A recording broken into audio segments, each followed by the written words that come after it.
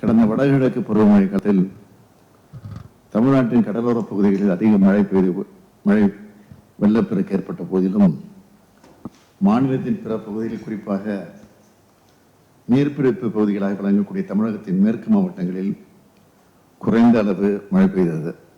இதனால் ஏற்பட்டுள்ள குடிநீர் பற்றாக்குறை சூழல் குறித்து தலைமைச் செயலாளர்களும் பிற துறை செயலாளர்களும் விளக்கினார்கள். இந்த நிலையில் தென்மேற்கு பருவமழை காலத்திலும் முதல் ஓரிரு மாதங்களில் மழைகளை எதிர்பார்ப்பதை விட குறைவாகவே இருக்கக்கூடும் என்று இந்திய வானிலை மையம் குறிப்பிட்டுள்ளது.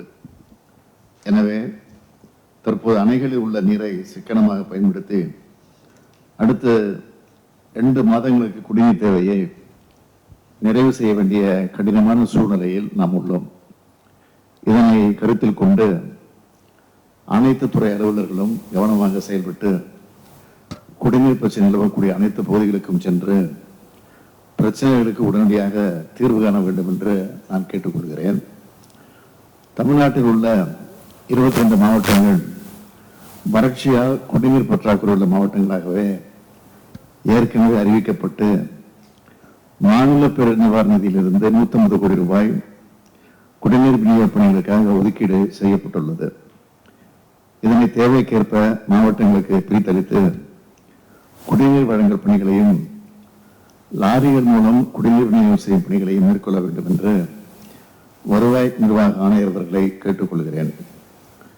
குடிநீர் வடிகால் வாரிய அலுவலர்களும் நகராட்சி நிர்வாக துறை செயலர் உள்ளிட்ட துறை அலுவலர்களும் தற்போது செயல்பட்டு வரும் பல்வேறு கூட்டு குடிநீர் திட்டங்களின் செயல்பாட்டை தொடர்ந்து கண்காணித்து தடைகளின்றி பராமரித்திட வேண்டும். நகராட்சி மற்றும் பேரூராட்சி பகுதிகளில் குடிநீர் பிரச்சனை ஏற்படும் போது அப்பகுதி மக்களை நேரில் சந்தித்து பிரச்சனைகளுக்கு உடனடியாக தீர்வு காண வேண்டும் என்று ஆணையர்கள் அறிவுறுத்தப்பட வேண்டும். இந்த கூட்டு குடிநீர் திட்டங்கள் மற்றும் நீரேற்ற நிலையங்கள் தடையின்றி தொடர்ந்து செயல்படுத்துவதற்கு சீரான தடை இல்லாத மின்சார அவசியம். எனவே இத்தகைய திட்டப் பணிகளுக்கு மின்சாரம் தடையின்றி கிடைப்பதை உறுதி செய்யுமாறு மின்வாரிய தலைவர் அவர்களை கேட்டுக்கொள்கிறேன். ஊராட்சி பகுதிகளில் சிறிய குடிநீர் திட்டங்கள் மூலம் பயன்பெறக்கூடிய பல கிராமங்களில் ஆழ்துளை கிணறுகள் வறண்டு கிடக்கின்றன. இவற்றுக்கு பதிலாக வேறு குடிநீர் ஆதாரங்களில் இருந்தோ அல்லது லாரிகள் மூலம் மக்களுக்கு குடிநீர் கிடைக்கப்பெறுவது உறுதி செய்யப்பட வேண்டும். ஊராட்சி தலைவர்கள் மற்றும் ஊராட்சித்துறை அலுவலர்கள் இப்பணியில் முழுமையாக ஊரகத்துறை செயலாளரும் இயக்குநரும் ஈடுபட வேண்டும்.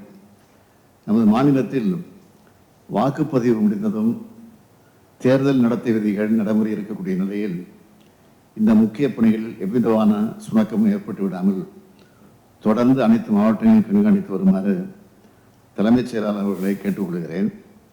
மேலும் அனைத்து மாவட்டங்களுக்கும் மேற்பார்வை அலுவலர்கள் தொடர்ந்து நேரில் சென்று குடிநீர் விநியோக பணிகள் ஆய்வு செய்து பற்றாக்குறை உள்ள இடங்களில் மேற்கொள்ளப்பட வேண்டிய பணிகளை பற்றி உரிய அறிவுரைகளை வழங்கிட வேண்டும்.